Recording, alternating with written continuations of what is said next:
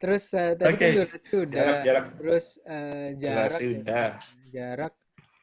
Jaraknya kayak gini, kita bikin kayak gini ya kita mau mau melihatkan jarak. Jarak itu harus dijaga biar Jarak paparannya sama physical distancing tuh sama ya, Mas ya? sama-sama. Sama nggak sih sebenarnya? Sama ya? Jadi Physical distancing kalau aku bilang itu hanya mengakomodir J saja deh, hanya biasa satu saja. lingkaran doang itu loh. Padahal Iya, Ya, durasi sama ventilasi juga sama-sama pentingnya dari distancing itu. Tapi hmm. sebenarnya distancing juga ada durasi dan ventilasi sih sebenarnya. Dengan distance ventilasinya kan lebih Hmm. lebar dan durasinya kan pasti lebih hmm. sebentar gitu. Ya, tapi kan sulit ya untuk menerima itu. Jadi kita tetap mengedepankan VDJ ini. Jarak ya apa ya, virus itu kan nggak bisa jalan sendiri ya, nggak punya kaki. Dia tuh numpang di sesuatu hal yang kebetulan kalau corona ini kan droplet, ya nggak, Mut? Jadi Numpang berarti di air ya, Mas ya? Di, numpang ya di tetesan-tetesan drop-drop gitu, drop-drop mm. air yang kebetulan ada di saluran nafas kita, yaitu air liur, cerot-cerot-cerot gitu. Bukannya kita Wah, iya. nyiprat-nyiprat kelihatan tuh nggak, droplet itu bisa sangat ukurannya kecil banget ya, Mut ya. Apa ya? Kayak Hmm. ya. Jadi itu karena Sangat amat kecil kecil dan Hah? ringan, jadi kayak kita Dan nyemprot itu kan, kayak nyemprot pewangi ruangan gitu kan, kayak Hairspray, hairspray. ya, aerosol itu kan hairspray atau lebih mungkin kecil lagi. humidifier gitu air. Eh, Heeh. Purifier, itu purifier. kan Jadi, aerosol ya, istilahnya. Itu corona belum ketahuan tuh bisa numpang itu apa enggak. Tapi di bawahnya itu droplet itu kayak cerot-cerot apa ya? Kalau analogi apa sih? Kayak sebenarnya banyak kalau kita ngomong sama orang lain itu banyak droplet yang ke kita gitu. Walaupun dia ngomongnya nggak nyiprat-nyiprat, nggak kelihatan. Karena mata kita bisa nangkepnya gambar-gambar yang ukuran tertentu kan. Gitu. Hmm. Terus dengan jarak ini pasti droplet itu nggak bisa nyampe karena tekanan di mulut kita kalau kita ngomong itu atau batuk atau bersin itu jarak tertentu aja yang bisa terjauhnya gitu kan dropletnya itu jatuh. Betul kan ya? jadi jarak aja distance-nya setiap negara dan itu himbauannya beda-beda ya Mas ya. Ada yang Yes. bilang 1 meter, ada yang 1,5, ada yang bilang 2 meter. Bahkan sebenarnya WHO aja menyarankannya itu 1 meter setahu aku. Cuman memang kenapa kita tulis 2 meter? Karena so far itu 2 meter yang paling aman sih. Jadi ada satu penelitian yang ngelihat jarak tempuh droplets itu Terbentuk. dibandingkan kalau misal jarak tempuh karena kita itu kan droplets nyembur dari mulut ya, jadi cairan-cairan itu keluar dari mulut dan hidung di saat kita ngomong. Saat kita ngomong pun itu dropletnya juga ukurannya nggak sama gitu, ukurannya bermacam-macam. Ada yang berat, ada yang sedang, ada yang kecil gitu. Yang kecil mungkin nggak terlalu beda jauh dengan aerosol gitu. Kalau misalnya yang berat sih langsung jatuh ke bawah memang. Tapi kalau misalnya yang sangat ringan, sangat amat kecil, sebelum dia jatuh ke bawah, dia itu mengapung dulu di udara gitu sampai dia akan akhirnya jatuh ke tanah. Nah, Hmm. tapi karena yang ringan itu bisa ke bawah dan floating di udara untuk beberapa saat, jarak ini penting banget karena membuat si aerosol itu sebenarnya bisa nyampe ke kita gitu kalau misalnya kita terlalu dekat dengan seseorang. Hmm. Dan menurut research itu jarak 2 meter jauh lebih aman dibanding jarak 1 meter dalam hal Hmm. COVID, penyebaran COVID ini gitu. Dan apa ya, pakai masker itu Oke. membantu ini kan, membantu Iya, droplet iya, ini. setuju. Jadi istilahnya kalau nggak pakai masker itu bisa 2 meter, misalnya 1,5 meter gitu dropletnya kalau ngomong. Kalau pakai masker tuh bisa sampai signifikan beda gitu, 50 cm aja gitu. Hmm, Jadi masker ini ya sangat mandatory ya untuk ini. Jadi iya, dengan iya, benar-benar. jarak, dengan pakai masker ya pastinya pastinya ini ya, pastinya terjaga risikonya. Hmm. Daripada nggak Kalau pakai nggak masker pakai masker, deket-deket. tapi 2 meter itu aman nggak? Kalau Ya nggak pakai semua masker, nggak ada jaminan, tapi tapi lebih aman ya, lebih aman ya? lebih aman Hmm. kalau pakai Walaupun nggak pakai masker. Soalnya masker ya? lagi-lagi kalau misalnya nggak pakai masker itu Mas, droplet itu terbangnya atau misalnya loncat dari mulut kita itu tergantung dari Suaranya, suara kita besar apa enggak, logatnya Iya, itu iya. lagi, terus logat. angin juga berpengaruh Ya, gitu. Kalau angin misalnya sama kita ngomongnya ventilasi di ya. luar, Hmm. Makanya kita Itu juga nggak berpengaruh bisa dengan ngelepas ya bagaimana droplet ventilasi. ini. Nah, kalau kalau di Tetap luar, tiga hal ini saling berterikatan gitu. kalau terbuka ini pasti lebih aman daripada yang tertutup. Soalnya kalau ruang tertutup itu sirkulasi udara itu kan kayak, apalagi yang pakai AC itu justru lebih ini banget ya, ya nggak sih? Ada Hmm. istilahnya, ada kalau ada air blender, air blender tuh kayak muter-muter gitu Hmm. Avatar. udaranya. Jadi dropletnya itu cepat jalan-jalan kalau di ruang ber-AC yang nggak ada ventilasinya Iya. sama sekali. Nah, itu yang kenapa kita ngangkat ventilasi ini sebagai hal yang perlu diperhatikan juga. Jadi jarak ini kira-kira udah Oke. paham ya. Terus nanti turunannya kita adalah ini ya, ruang terbuka sama ruang tertutup. Gimana? Kita juga ngomongin ini. Boleh, Jadi boleh. Jadi, risiko penularan itu kita bagi dua. Eh, Balik lagi ya, ini ya, segitiga ini penting. Terus kita turunin lagi adalah risiko penularan di ruang terbuka, dua risiko penularan di ruang tertutup gitu. Di ruang terbuka dulu, Tertutup. ya, ruang terbuka dulu itu ada, kita bagi jadi tiga, betul kan? Ini rendah, sedang, sama tinggi. Paling rendah itu ya tentu saja di rumah ya. Kita mungkin nggak usah bahas.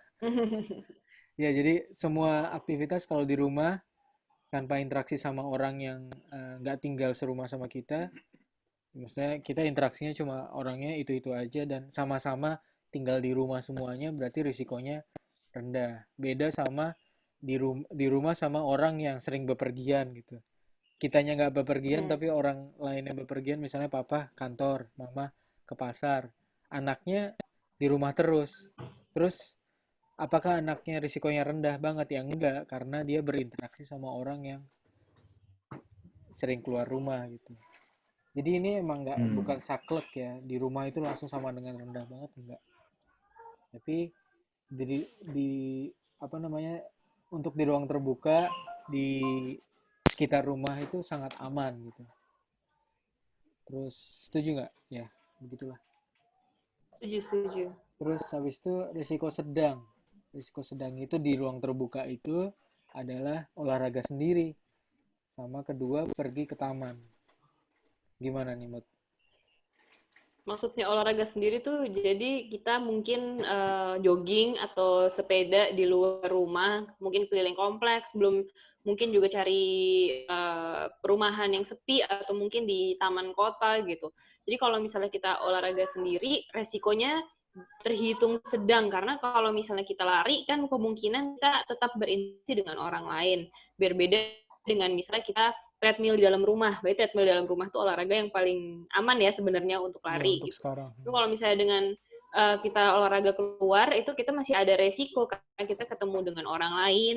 Kita juga durasi lari itu kan biasanya nggak terlalu sebentar ya. Biasanya orang lari setengah jam, 1 jam gitu. Dalam setengah jam dan dalam waktu-waktu ini kan ada kemungkinan kita interaksi dengan orang lain atau mungkin kita juga melewati neighborhood yang zonanya merah dan lain-lain. Tapi dengan kita olahraga sendiri dan di ventilasi yang bagus ini karena kita outdoor melakukannya, sebenarnya risikonya tidak setinggi itu karena untuk orang bisa tertular saat kita lagi lari itu berarti harus benar-benar berpapasan dengan orang yang batuk itu sendiri dan partikel-partikel dropletsnya itu terbang kena ke kita gitu. Jadi kalau misalnya ke taman pun sebenarnya sama karena taman pun itu kan biasanya luas, tempatnya luas dan kalau bisa pergi ke taman yang tidak ramai gitu. Di Indonesia Kita nggak juga ada. harus ingat untuk, nah Di ini Indonesia susah di Indonesia. adanya alun-alun. Malah rame banget ya. Adanya Mungkin itu alun-alun. lebih baik, itu Iya, tetap lebih baik dibandingkan daerah yang padat gitu. Tapi tetap Misalnya harus ingat di, supaya nggak tidak iya, menyentuh barang-barang publik ya, seperti ayunan, yes, yes, bangku yes. atau barang-barang lainnya gitu. Dan tetap kalau misalnya mau pergi ke taman ya either sendiri atau keluarga inti aja. Dan juga harus selalu hindari, kita harus bisa apa ya, risk assessment-nya tuh jadi harus jalan terus gitu loh. Misalnya kita Yes, mau ke yes, yes. taman, pas sampai sana rame, ya udah kita balik arah Jangan aja deh gitu, nggak dipaksakan usah ke ya. tempat yang rame dulu, kita jangan dipaksakan gitu. Ini Jangan mungkin langsung, apa Punya ya? katanya konten. Mbak Muti aman kok gitu. Bukan gitu, bukan gitu. Iya, jadi ini Iya. juga tergantung tergantung nih kalian sendiri yang bisa nilai sebenarnya kayak padat tuh sepadat apa orang-orangnya di sana ngejaga jarak 2 meter, bisa jaga jarak dari 2 meter atau enggak gitu. Sama nggak Oke. pemahaman? Tiara mau Ya. tanya. Jadi misalkan lagi di taman atau keluar komplek aja, pas lagi sial banget, kita kena angin yang lewat, yang ada dropletnya, itu kita kena. Bisa aja kena. Makanya Iya kan? sebenarnya kebetulan kayak gitu sebenarnya kan akan selalu ada ya, saya karena resiko untuk tidak tertular COVID itu nggak bisa benar-benar kita tekan sampai nol. Apapun yang kita lakukan, bahkan Makanya kita di kita rumah masukin pun ke resikonya sedang tetap ya? ada. Dan Iya, makanya kita masukin sedang. iya, kita Sedang masukin ya. sedang. Lalu ke tinggi. Kalau misalnya kayak gitu, dari keluar makanya sampai rumah juga mandi ya. iya, sampai rumah mandi, semua barang yang kita pakai juga harus langsung dicuci ya, gitu. Ya kayak gitu. Terus yang Jadi kalau misalnya resiko tinggi, olahraga bareng. Ini isu yang sangat menarik karena di Indonesia itu sangat jarang lone wolf gitu. Bukan sangat jarang ya, tapi sebagian itu suka komunitas. Atau sebagian sangat nyari temen kalau olahraga. Aku udah jalanin sepedaan sama lari hampir 10 tahun ya. Separuhnya di Indonesia, bahwa di Indonesia tipenya kayak gitu. Yuk temenin yuk. Ya, waduh, kenapa nggak olahraga? Males nggak ada temen. Males nggak ada temen gitu. Jadi istilahnya olahraga bagi sebagian teman-teman Indonesia itu adalah sama dengan ada temennya gitu, bukan olahraga sendiri gitu. Jadi fase-fase saya dulu 10 tahun lalu gitu, lari sendirian gitu, lari rutin sendirian itu dianggap aneh loh. Maksudnya di Indonesia kayak gitu, padahal di luar negeri atau di tempat yang budaya olahraganya tinggi itu biasa aja gitu orang lari sendiri. Di Indonesia walaupun sekarang trennya udah banyak yang olahraga sendirian, tapi sebagian masih mandatory untuk ngajak temen kalau olahraga. Walaupun jaga jarak, pakai masker, tetap risikonya tinggi. Itu harus tahu. Kita sangat tahu kan di circle kita, misalnya di medsosku itu ada ini ya. Aku kan ngikutin beberapa orang yang hobi olahraga, ya sebagian ya udah sepedaan banget sekarang sama teman-temannya. Ke Sentul, udah ya kan? kayak balik semulanya gitu ya Mas ya. Ke Sentul makan bareng, ya kan? Di sana makan bareng. Balik lagi ya kayak minggu berapa kali gitu udah. Kalau di ini ya. Wow, itu orang Indonesia tuh unik ini di circleku, dibungkusnya olahraga bersama tuh ini Kamil Tiara apa? Untuk sehat, meningkatkan imunitas. Yuk kita olahraga bareng. Nah, itu di grup WhatsApp tuh banyak banget tuh. Bias kompensasi kan. Bapak kompleks. Iya. Jadi dengan olahraga itu berarti imun kuat, sama dengan kamu pasti sehat, tidak tertular apa-apa gitu. Nah, padahal dia harus lihat risiko ini ya. Kita skip dari risiko itu. Jadi ini harus diperhatikan kalau misalnya kepaksa olahraga bareng, misalnya diajak bos, kalau enggak dipecat atau dibunuh keluargamu gitu. Diancam keluargamu karena enggak. Film.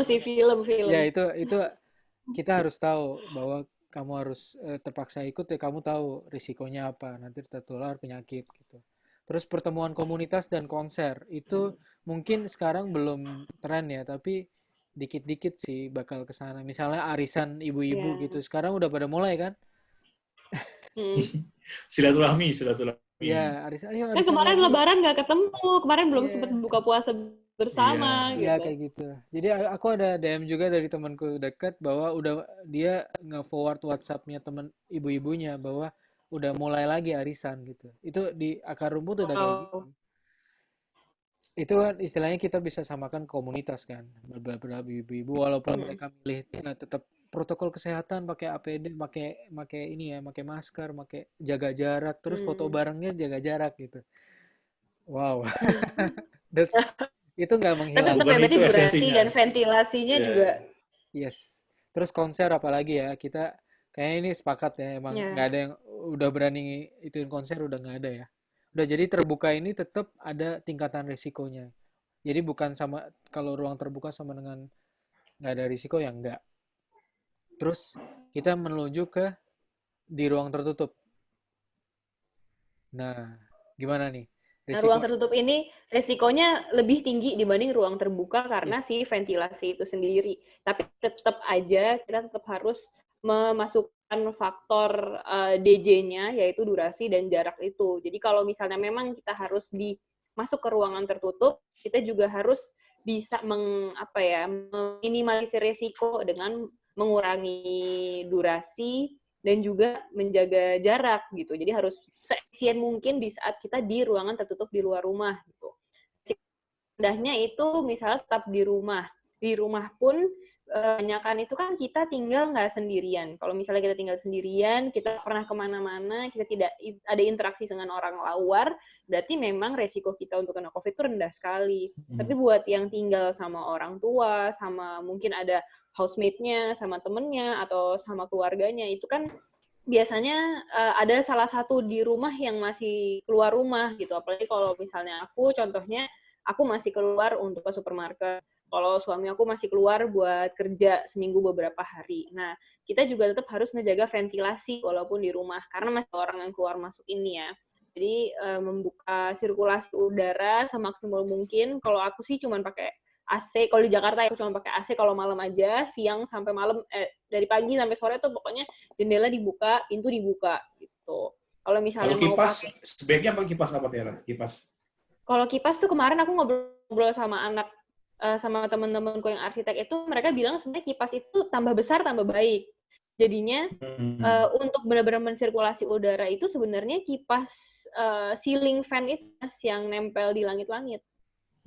Kayak di masjid-masjid malah ya. Iya. Tapi itu juga berarti tergantung dengan rasio ruangannya ya. Jadi bukan berarti kalau misalnya ada fan-nya itu berarti pasti aman, pasti udaranya terputar gitu. Karena juga sebenarnya ada ukurannya gitu. Kalau misalnya ruangannya segini, baiknya ceiling fan yang besar 2 biji. Kalau ruangannya segini, ceiling fan-nya baiknya 1 tapi ukuran medium. Jadi ini ada hitung-hitungannya sendiri gitulah. Cuman yang paling aman tetap paling gampang juga buka jendela, buka pintu gitu. Ya, jadi kita sepakat ya kalau risiko rendah ya paling rendah di ruang tertutup itu ya di rumah sendiri gitu, bukan di rumah temen ya. Iya. Terus habis itu kalau misalnya risiko tinggi ya. Iya maksudnya, kalau rumah aman berarti kan kita ketemuannya di rumah temen aja gitu. Ya nggak gitu. Di rumah temen aja gitu ya. Iya. Itu Indonesia banget ya. Ini walaupun pintu rumah terbuka, orang luar ya jangan suruh masuk ya. Iya. Nggak tinggal bareng ya. Oke. Jadi bukan dipotong-potong gitu ya. Kayak tadi sepedaan juga gitu kan dipotong-potong. Jangan parsial. Pemahamannya jangan parsial ya, Pak Kamil. Iya. Risiko tinggi. Jadi ini nggak ada risiko sedang lagi ya di sini ya. Iya. Karena ini ruang habis keluar rumah itu pokoknya udah bahaya aja kan. Risiko rendah. Tinggi ya. Nggak ada sedang, langsung tinggi. Itu berpergian keluar rumah dengan durasi singkat gitu. Yang kedua adalah di transportasi umum.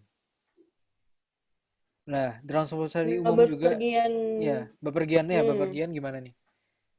Kalau bepergian rumah untuk durasi yang singkat tuh misalnya kayak kita ke supermarket kan kita pasti mau nggak mau harus belanja kebutuhan sehari-hari, obat lah, makanan, atau misalnya kita perlu ada urusan ke bank gitu. Iya, betul. Ke ATM misalnya. Terus kemarin aku survei kecil-kecilan di circleku itu lucu juga. Ada satu hal yang berapa kali ada itu tukang sayur gitu. Tukang sayur keliling. Itu menurut mereka itu VDJ-nya tuh lumayan tinggi risikonya karena lucu sih. Apa circleku ini ibu-ibu juga ya, mungkin homogen di situ ya yang ngomong itu. Jadi mereka nganggap bahwa tukang sayur keliling itu udah nyamplok kemana-mana, terus mereka ada di depan rumah dan ada beberapa orang yang ngerubungin gitu. Jadi jarak nggak bisa avoid jarak karena harus milih sayur, sama durasi juga gitu. Durasi kadang lama karena ngobrol gitu. Mereka ngomong gitu karena mama-mama ngobrol dok gitu. Ngobrol. Lucu ya.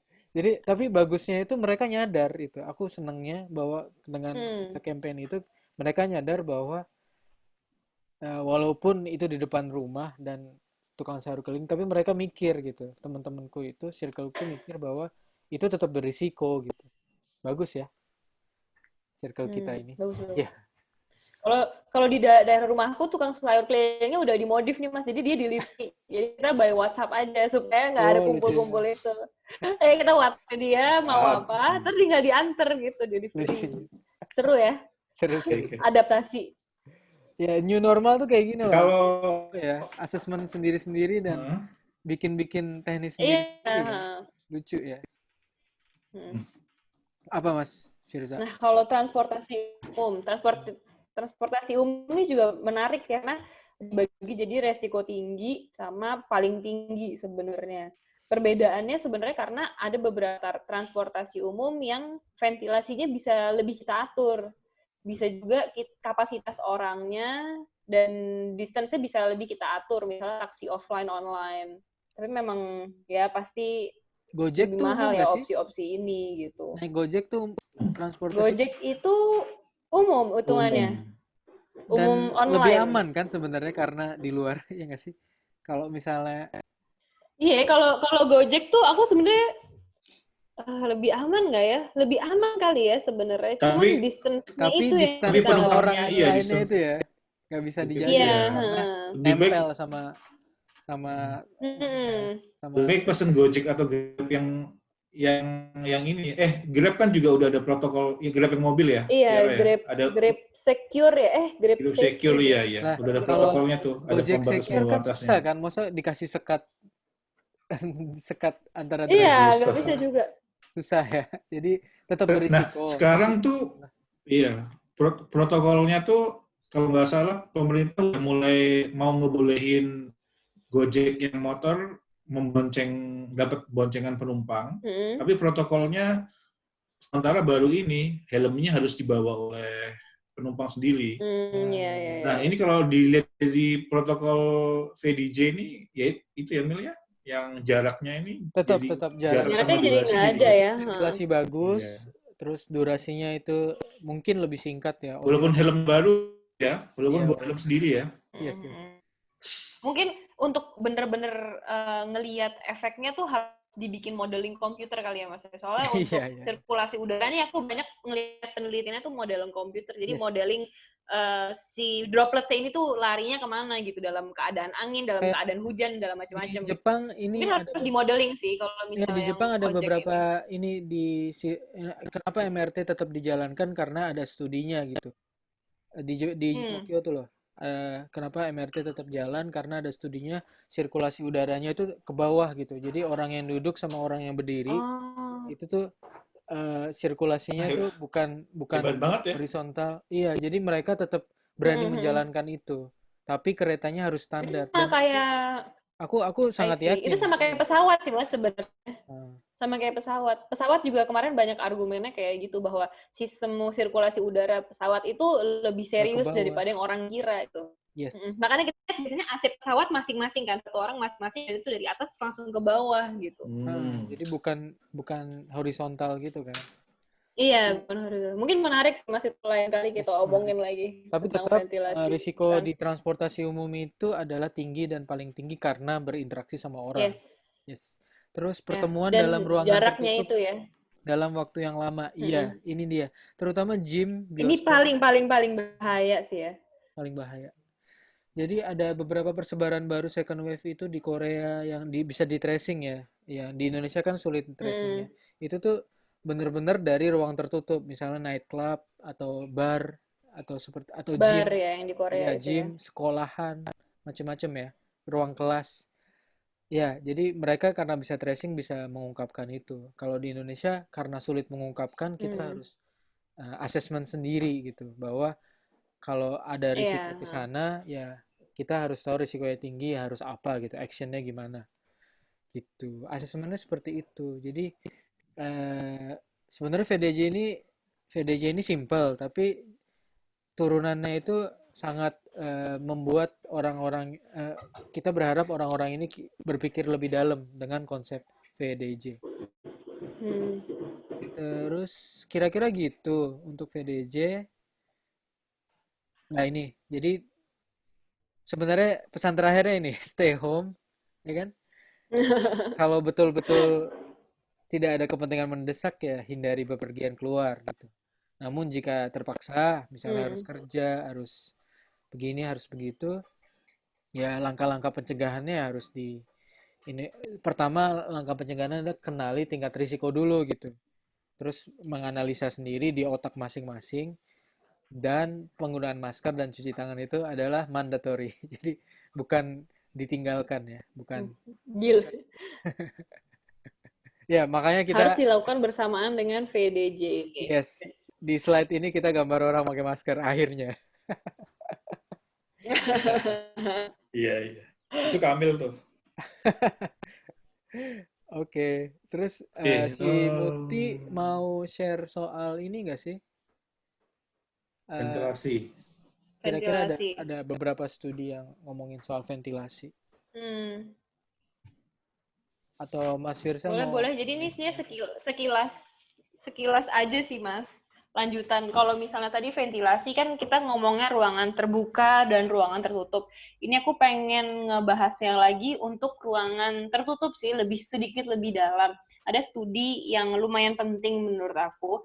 Ini dia fokusnya ke AC sebenarnya, ke air conditioning. Ini studinya dilakuin di Cina waktu itu pas awal-awal COVID baru ada. Dan ini karena masih awal-awal, jadi orang-orang ini belum belum terlalu aware dengan protokol COVID. Dan ini tentang AC di restoran. Kenapa penting? Karena di restoran itu kita lumayan vulnerable ya sebenarnya, karena kita nggak bisa pakai masker.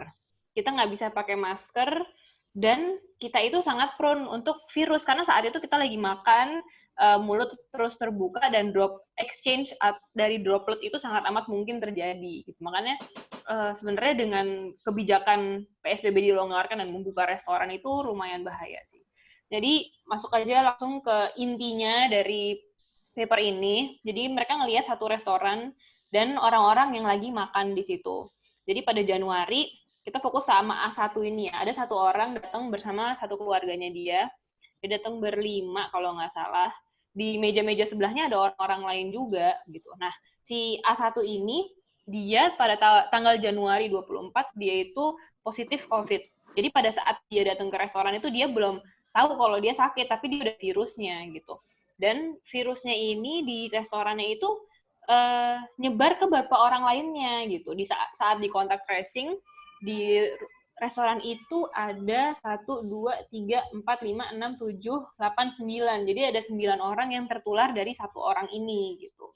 Jadi kursi lain yang dibawa yang E dan F menariknya itu adalah oh ya, ini ada orang juga E dan F. Nah, yang E dan F ini kayaknya nggak ada orang, Mas.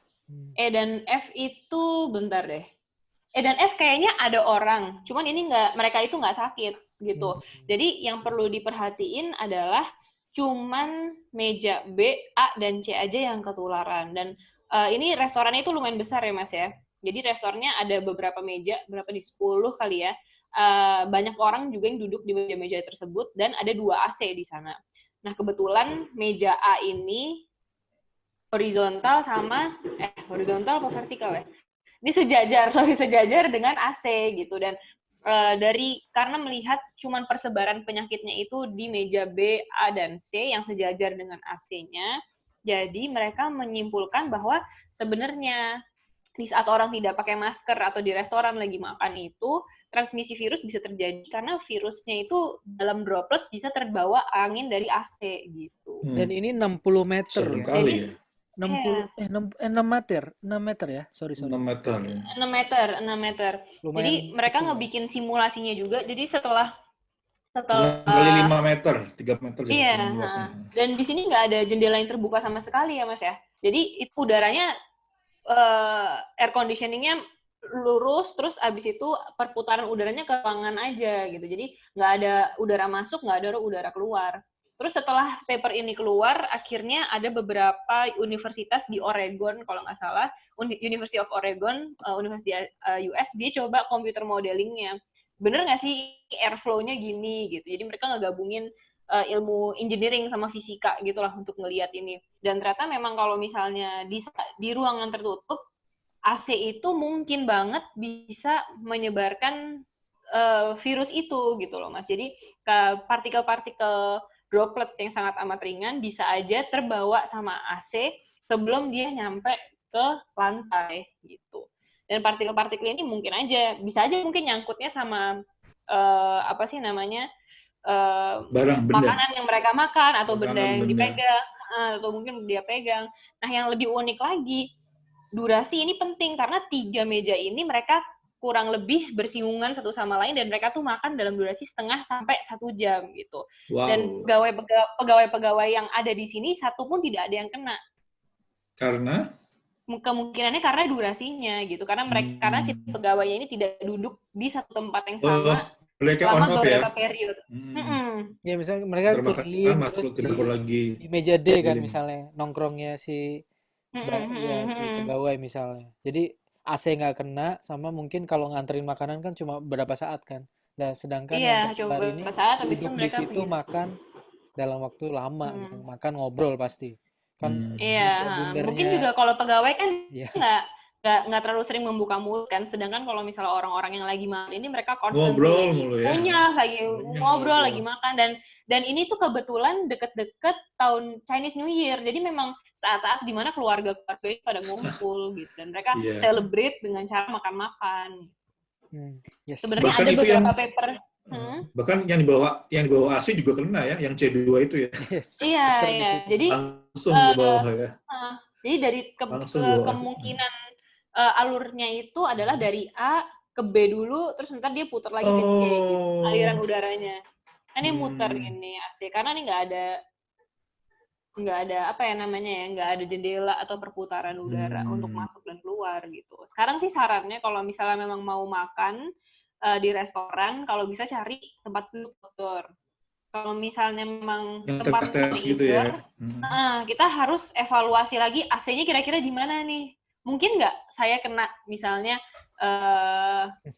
kena droplets atau misalnya aliran udara yang dari orang lain gitu.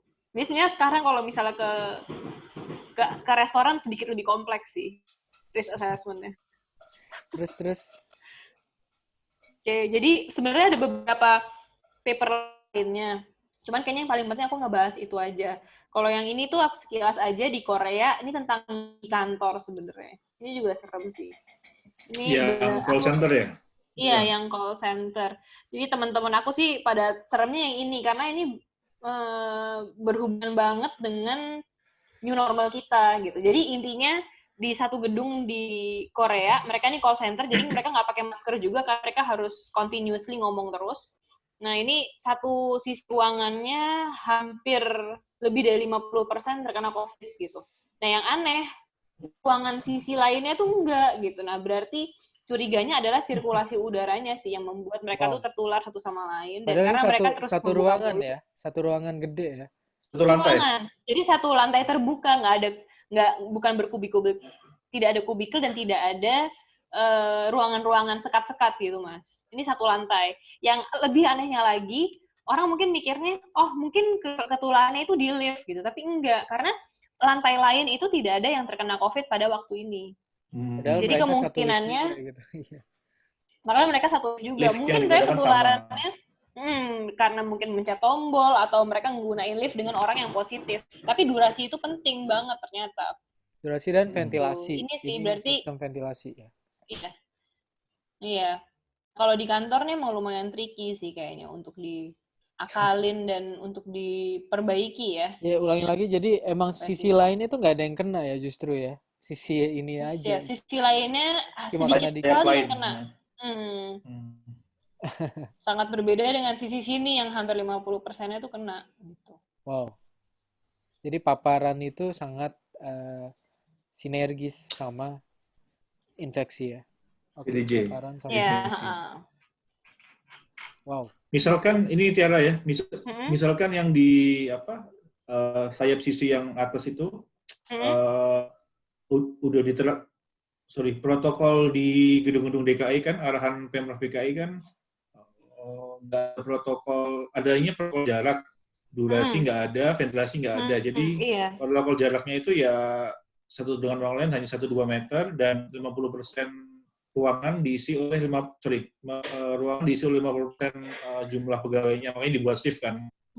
Misalkan itu tetap terjadi, ada satu orang yang membawa virus dari luar, ya logikanya tetap kena ya. Tetap. Iya. Apalagi kalau OTG 40, ya Mas ya. 50 gitu ya. Apalagi kalau mereka itu OTG, karena kalau misalnya kita mengeluarkan symptoms pasti disuruh sama World Protocol, disuruh sama atasannya untuk pulang dong. Tapi untuk OTG kan nggak kelihatan dan tanpa symptoms, itu yang paling bahaya sebenarnya. Soalnya Makanya nggak ada kenapa jaminan kan, aku nggak ada kurang jaminan. mendukung, iya.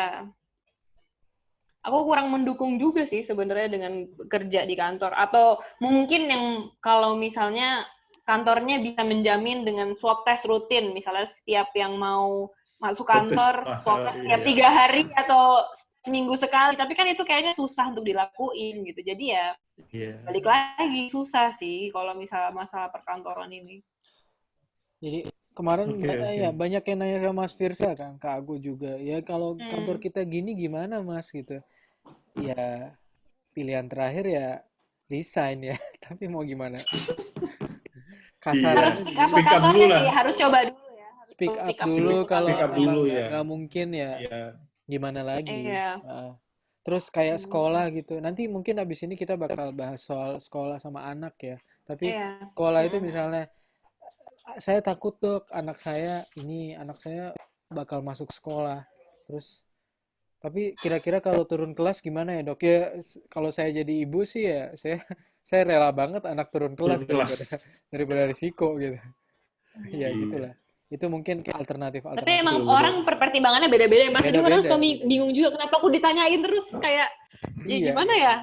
Konsultasi sama aku, tapi aku juga tahu sebenarnya orang prioritasnya beda-beda. Gitu. Yes. Aku rasa orang-orang Indonesia masih, ya ini maaf ya, masih mentingin banget harus ke kantor sih, biar dapat gaji sih, sesimpel itu. Yes. Nunggu nanti misalkan ada satu gedung yang jebol gitu loh, tanda kutip jebol yang, wah semuanya ke infeksi nih lantai 30 gitu kan. Tunggu momen itu aja. Sampai itu belum ada, orang-orang pasti lebih ngutamain gaji bulanan. Oke, kira-kira ya itu dengan ngikutin protokol gedung. PDJ ini kita udah lumayan bahas. Nanti sambil jalan kita bakal campaign terus soal PDJ ini karena menurut kami ini adalah protokol yang bisa diterapkan di semua hal gitu, semua hal dalam ini ya kehidupan sehari-hari kita dalam menghadapi wabah ini dan menghadapi konsep kenormalan baru dari situasi ini. Oke. Jadi kira-kira begitu. Gimana? Kita ada tambahan lain? Tutup. Kita masuk ke sesi selanjutnya. Oke. Terima kasih.